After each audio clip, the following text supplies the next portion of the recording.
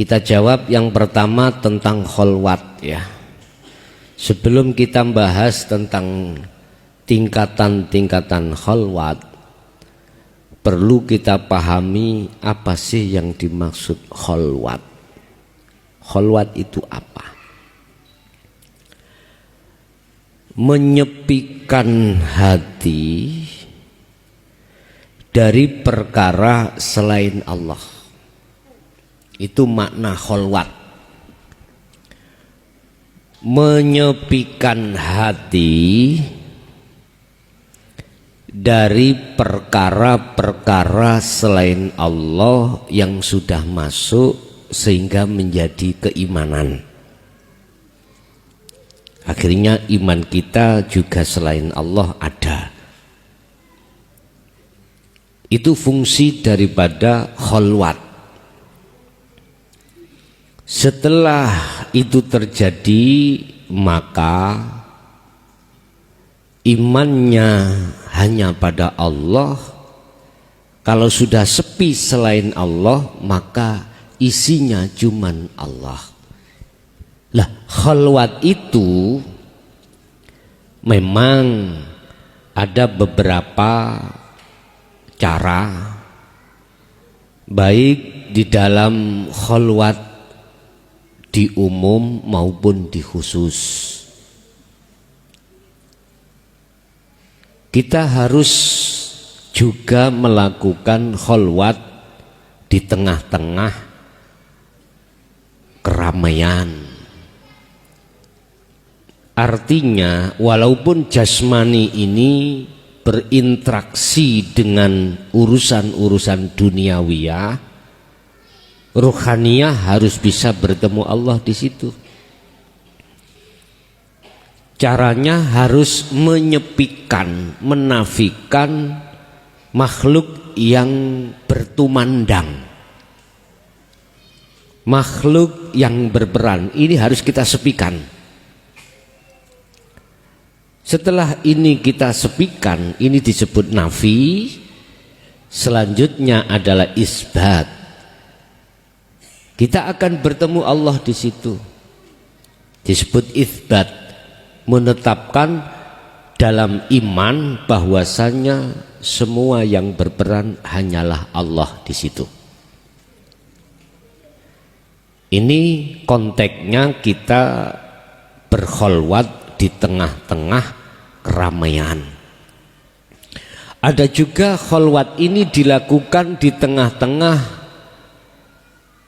tempat sunyi. Artinya secara jasmani kita tidak bersosialisasi dengan makhluk, entah itu di dalam kamar sendiri, di masjid musola sendiri, di bawah jembatan sendiri, di tengah hutan sendiri, di tengah gua sendiri. Lah, di sini kita juga dituntut untuk berkholwat, menemui Allah dikala di tempat sepi, di tempat sunyi.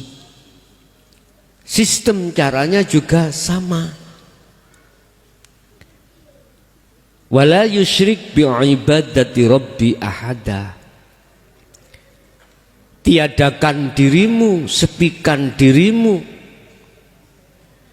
dari segala apa yang terjadi. Setelah itu tetapkanlah diri akunya Allah itu yang segala-galanya. Apakah Anda dengan bermodalkan zikir secara hati, khofi, silahkan.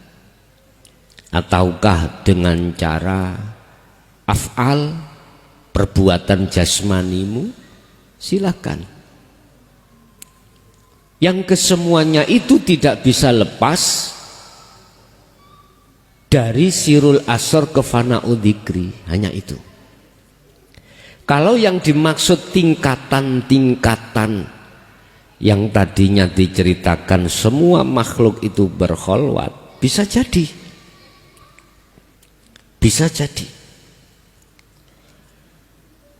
Kembali kepada masalah warid, memang benar Pak, ketika saat ruhaniyah jenengan sudah melakukan khalwat dan disertai dengan sirul asra, itu pasti namanya warid itu selalu membimbing jenengan. Ini kalau ilmu sejati disebut guru sejati. Apapun di situ ada persoalan, di situ ada jawaban. Dimentokno maneh, siapa warid itu? Siapa pembimbingmu itu? Tidak lain kecuali Allah sendiri. Dimentokno lho iku, dimentokno. Inilah yang ku maksud, sanatmu harus sambung terhadap itu. Tali ruhaniyahmu harus sambung terhadap hidup. Kalau tidak, enggak mungkin bisa sampai kewusulan. Kalau yang dimaksud tahapan-tahapan kholwat itu memang ada proses Pak. Proses di mana kita itu di su'aul basirah, terus ke ainul basirah, bahkan sudah hakul basirah, dimerasakan, kemudian bertemu, melihat dan mengukuhkan, menyatakan. Terakhir adalah fana'udzikri, dalam dirimu sudah tidak pernah mengakui adanya selain daripada Sang Yang Tunggal. Kalau yang dimaksud tahapan-tahapan di sini memang benar Pak. Nah, untuk masalah zona waktu, itu urusan Allah.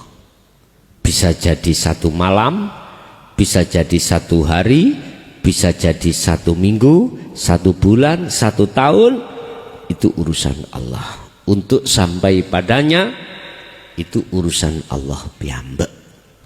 Sudah cukup bagi panjenengan untuk melaksanakan tata tertib bagaimana cara berkholwat untuk bisa sampai ke musyahadah.